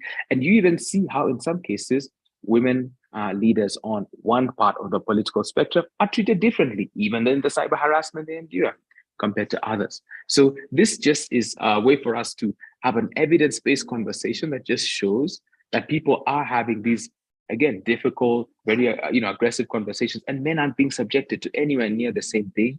And it's this balance where we're trying to not just put a spotlight on what women have to endure, but as has been said here, ask the platforms, challenge the platforms, and start to have conversations on what needs to happen and what ways can we dig deeper to seeing if this is coordinated or synthetic manipulation of these platforms, or it's genuine sentiments, because in some cases it will reflect patriarchy and some, almost like sort of gendered ideas of leadership that are very much on the ground, just being reflected on the media spaces. But those are some of the questions we tried to go into. So I know I've taken a bit of time, but I've been really happy to be here and appreciate Greco for the warm invitation. And I'd be happy if there's any questions or anything I can share, and encourage you to visit our website. We have a number of free reports and free resources at nendo.co.ke and at the stopreflectverify.com quiz. And once again, really grateful for your warm invitation here and for your time listening. Thank you. Thank you very, very much. For you, we have given you an additional 2 minutes. The young tag. Thank you very much for the presentation. Your name is Stop, Reflect, Verify. Verify. For me, that is the name. Mark, thank you very much for that presentation. And I like the bit on sexism on the manosphere. That's a critical area that we need to look at. And the bit on genetically modified researches and polls. Those are very, very current issues. Thank you very much. At this particular time, I want to welcome Sandrine to facilitate a 5-minute session, Sandrine or Jacinta, on questions and answer. I've seen some good questions, but on behalf of participants, I like one comment from Rispa Jemurgor. Jemurgor has given you a feedback, Mark. She is basically saying, splendid presentation. Thank you, and they're looking forward to your presentation. Okay, so Sandrine?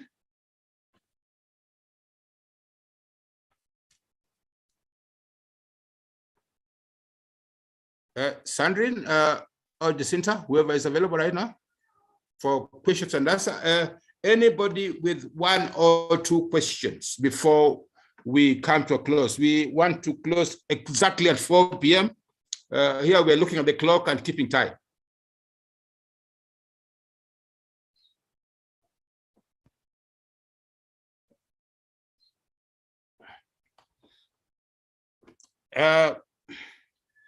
There was a question from Pius Baraza. Good afternoon, everyone. My name is Pius Baraza from Redu Kenya Communication. Kindly, I would like to know what persuasive strategies make fake news seem to be true to people. A question from Kevin Karuga Kihumba. If government is not proactive about Article 35 of the COK and Access to Information Act, most of us can rely on social media influencers because their posts begin like fake news only to turn out as facts. And it's given one example, the death of the Tanzanian president, the Kemsa scandal. Can we conclude the Kenyan government is more proactive in concealing facts? From Jacob Opara, in view of the panelists, how effective do they think this has been helpful in curbing misinformation? Can we get quick responses from any of our panelists? Professor Christina, Mark, if we can get responses from you. Mm-hmm. I mean, what I can say globally is that, it is very difficult for all of the responsibility to be put on governments. And I can look at my own country and see the failure of our US Congress to properly regulate in a fair way what the platforms do. This is also because the platforms block that. There's, over $300 million that has been spent on lobbying alone by 2 major platforms, 300 million to stop reasonable regulation. So I think there's no quick answers, but there are important answers to be informed by the people on this call and in this audience, and hopefully in collaboration with the Communications Authority of Kenya, as a regulator. There are angles here, especially around how Kenyans are being scammed and the sensitivity about being targeted with scams online. That's an area that the regulator could move into that would not run afoul of concerns around free expression. There are many different entry points, and what we need is a real dialogue about them. What is it that fits the cultural realities and context of Kenya? How can the platforms be incentivized to take more responsibility for the safety of their tools and the way that they're used by various bad actors? So I think there's a variety of policy responses. We've seen Europe move forward with them, and in a code of practice for the EU is one of the measures. A Digital Services Act is the formation of a set of policies that passed recently in the EU to provide safeguards and require the platforms to do risk audits and to take more responsibility for their products. We have folks in Kenya, specifically Amnesty International and the leader of Amnesty in Kenya, who has said, well, why not a code of practice for Africa? Why are these rules not appropriate for what we could be creating here in order to leverage and incentivize the platforms to do more? So I think that's sort of one of the main learnings that I can see from this election cycle, is that you have the platform representatives making a lot of promises, but basically there's no real requirement for them to follow up other than public pressure and having the voices of those who are clearly the experts here today informing a path forward.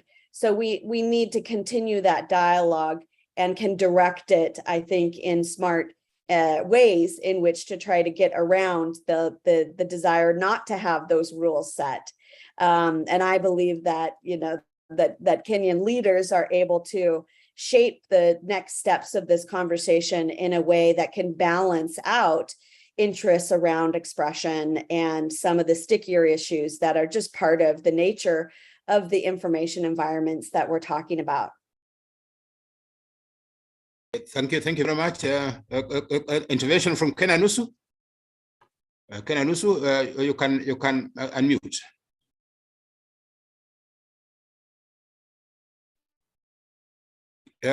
Ken, your hand is up. If Ken is still not yet tuned on, maybe a word from Mark Kaigo again to any of the responses. Yes, sure. Yeah, so I think thank you for the question. I think there's a number of ways to look at it. I mean, I think one of the challenges with getting government regulation is that there's, I think, just, you know, this question of whether it'll be equally enforced and used across the board, you know, not sort of politically weaponized against, you know, one side or the other, depending on who the government of the day is. So I think that there's an element of a question of, you know, how, you know, what, like just as Christina said, where the entry point into the conversation is. I think for me, the part that I feel we have to try to shine a greater spotlight on, in agreement with Christina, is on the platforms themselves and their algorithms. But there is also this question around what Kenyans do and how they exhibit agency in this conversation. Even though a lot is typically shifted to them or shifted to moderation, I think that question is still a valuable one. Or the question of reporting, or the question of, you know, in our view, you know, how you stop, reflect, and verify. Those are the ones that I tend to sort of, you know, focus on myself. But knowing that there's an investigative part, there's a policy part, there's countering violent extremism. There's sort of all these aspects that we can look to. So for me, it's one where it's a learning experience, but I feel like Kenya, I mean, if we take up what's, I think, a continental position, maybe similar to how, you know, say Germany has taken on this sort of role in the EU, then even the regulation can be used for good, and the way the platforms can be either held to account or asked to, you know, to make some commitments ahead of our election, and then uphold those in other elections. It could make Kenya a starting point. Yeah, thank you. Thank you very much. I think we'll go over by about 2 minutes. Ken Anusu, the floor is yours. Ken Anusu, your hand is up. Ken? Josiah, I see someone else would also like to speak. There is Edna Jepkeboy. Edna?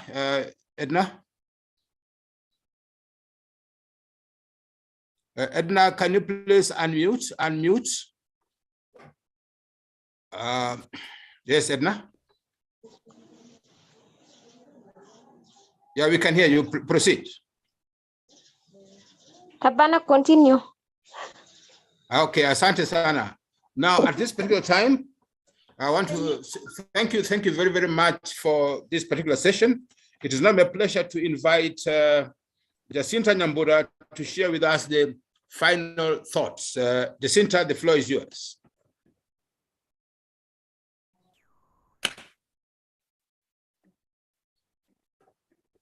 Thank you. You can hear me? Yes, very clear. First things first, it's deep gratitude to everyone who honored our invite and could be with here today for 2 hours. I mean, we understand it's very busy, but you came on for this very important conversation. So first, it's to relay deep gratitude. Number two, just to conclude, I would like to circle back to the conversation because my work has been made very easy. Each speaker actually gave their recommendation at the end. So, and I was basically supposed to give way forward. So I am going to consolidate all the way forward from the 5 speakers today. So I'll start with Mark Bichachi, what he said, just circle back a bit. So he gave us the history of mis and disinformation and the evolution all the way from racism to today's form of mis and disinformation, which is in many ways manifesting, and it's been made worse by social media. And he did talk interestingly about the psychology of mis and disinformation. And just to get out a bit, there was a question, why is it that mis and disinformation really works? It works for this simple reason that there's a psychology to it. It plays to our emotions and our biases. And when you tap into those two dynamics in the human person psyche, then you've succeeded to influence their thoughts. So a lot of critical thinking is called upon when you interact and consume information anywhere, online or be it offline. Circling back to presentation. And again, why is it thriving right now? Because it's lucrative, there's a market for it. And so he also, Mark spoke about the need to draw a line between freedom of speech, responsibility, and how mis and disinformation is spread. And as his way forward, he called for academic perspective to deal with the emotional and the bias sides of mis and disinformation as a way of creating an arbiter of truth. Moving on very quickly, we had Odanga come on board and speak about algorithmic manipulation. And that is the one thing that social media is hatching on to, to spread mis and disinformation very fast. So he cautioned us all of us to be aware of those dynamics and to watch out for them. And as his way forward, he spoke about the need for all of us to join hands and hold social media platforms and service providers of these social media platforms to account and to very high standards. And he commended the effort of different stakeholders to form the Council for Responsible Social Media. A lot of speakers have talked about it. It's a good way forward, and it's a call for all the actors in this space to join on board and continue this conversation of mis and disinformation. Third, we had April, who was very amazing. She was technical. So she defined for us the terminologies, mis, disinformation, malinformation, and all that stuff. She talked about the information environment. She basically took us to the back room because what we experience as users, it's the front of the information. So she took us to the back room just to show us how manipulation works and the working of cybersecurity. And then she talked about the cybersecurity goals, and there are 6 in number. It's accurate, integrity, availability, confirm the source, authenticity, and privacy. She talked about the nature of cyber attacks. She talked about cognitive hacking, And she talked about different tools of spreading mis and disinformation. And some of these things were astroturfing, there was deep fakes, there was attack styles of advertising, and then there was the artificial intelligence.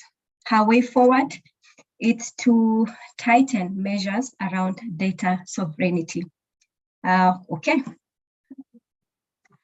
And then, and she had a very punchy way of signing out, and she challenged us all. She asked that of all the things we think, say, or do, is it the truth? Is it fair to all concerned? Will it build goodwill and better friendships? And will it be beneficial to all concerned? So that's our way forward. Before you share anything, you stop, you verify, you reflect whether it will serve all these purposes. And then we had Christina, who came in and she threw the spanner in the works. Because she did ask, is it for people to behave well? That is the human loop in the mis-disinformation crisis, or is it for the digital platforms to style up? And she had a very interesting arguments that more weight needs to be placed on the digital platforms to style up. And this she did talk about very well. Then she says there's freedom of speech and then there's the freedom of reach. It is squarely on the social media platforms to take care on the freedom of reach and exercise caution and responsibility on the freedom of reach. She also talked about lacks in moderation on these platforms, social media platforms. And very interesting was our point on a linguistic equity in content moderation. This is where we hide behind saying Twitter, Facebook, Meta doesn't know my language, so therefore I can go ahead. So she called for investment by these outfits in linguistic equity so that it's no longer an excuse that or a loophole for people to misbehave online just because they cannot get caught. And then Christina also spoke about gendered disinformation, or as her way forward on these platforms. She said there needs to be adequate oversight policies by digital platforms to safeguard the digital space, which is very, very solid suggestion right there. Then she spoke about gendered disinformation, defined what it was, and said basically what it means. It means that the women do not have equal freedom of expression as their counterparts, because by the time they get around to addressing the character assassination, their male counterparts have already talked about manifestos and how, and their plan of, doing the job of governance and leading. And so already by that virtue, the woman is already many miles behind. And that needs to be taken care of so that we have equal playing ground for everyone, and no one is disqualified or perceived to be inherently incompetent to run for office just because they are female or male. And then we had Mark Kaigwa, who has just spoken, and his ideas, I guess, are still very fresh in our heads. He talked again about the dynamics of mis and disinformation and talked about time and reach, which is very critical. The time and the reach are the two levers, the levers that play in elevating or stopping mis and disinformation. It's either you pull the lever of time or the lever of reach. Then he talked again very elaborately about the types of disinformation and the targets. He also spoke about how it is manifesting in this election cycle. He talked about the devolution of mis and disinformation. Now it is not only in social media, but it's gone down to the radio stations, because a lot of people in the grassroots, there's a huge number of people who do not have access to social media. and their core source of information is reduced. And so disinformation has also been devolved to those tools. He also talked about research as a new research mimicking real stuff.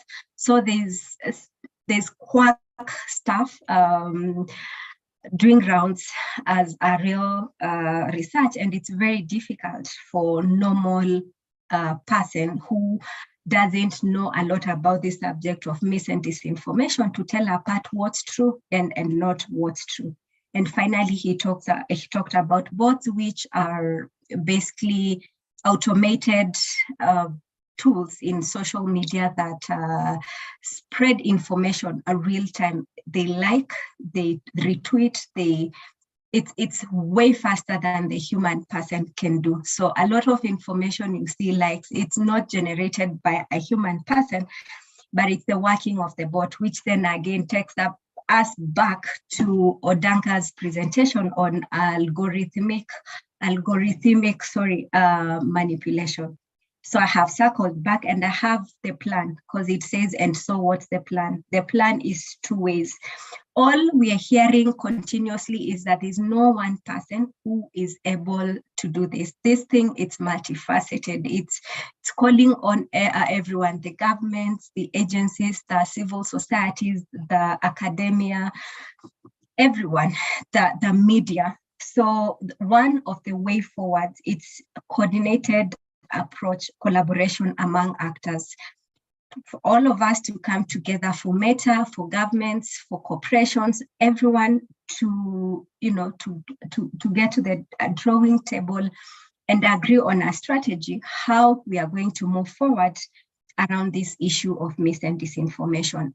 This webinar today is a good way forward, because I am sure there is someone who is here today who didn't know a lot of things that have been talked about. Now you know. Now you will stop, reflect, and critically think before you share. So it's to coordinate, collaborate amongst many actors to see how we can together tackle this.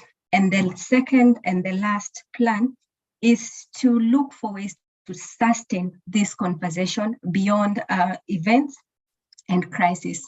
There was a lot of talk around mis and disinformation during COVID time. Now there's a lot of talk about mis and disinformation around election time. Question is, what next when election is done and when COVID is done? Does it mean that the conversation ends until something else happens? So the plan is to look for avenues to sustain this conversation beyond, so that it's institutionalized and it becomes a real thing, and the needle is able to move materially and significantly. Thank you very, very much. Thank you very much, Jacinta. This has been a very, very useful 2 hours on the tsunami of mis and disinformation as we approach the general election. It's bound to be worse, particularly with access to results. And we hope on the 10th, we won't be getting fake results from the gadgets and the markets and the targets of misinformation and disinformation. As a way of closing, we don't just want to say goodbye. We want all of us to unmute, unmute, unmute, unmute. And instead of saying goodbye, all we want to ask you to do is to say, stop, reflect, and verify. I've done my part. Stop, reflect, and verify. Thank you very much. Anybody else is free to do that as we close up.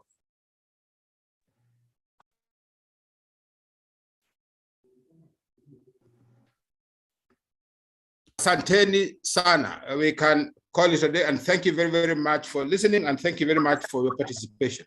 Kwaheri. Thank you so much. Thank you so much, Josiah, as well, for your great moderation. Stop. Stop, reflect, Stop. and verify. Thank you very much. Thank you so much. Asante.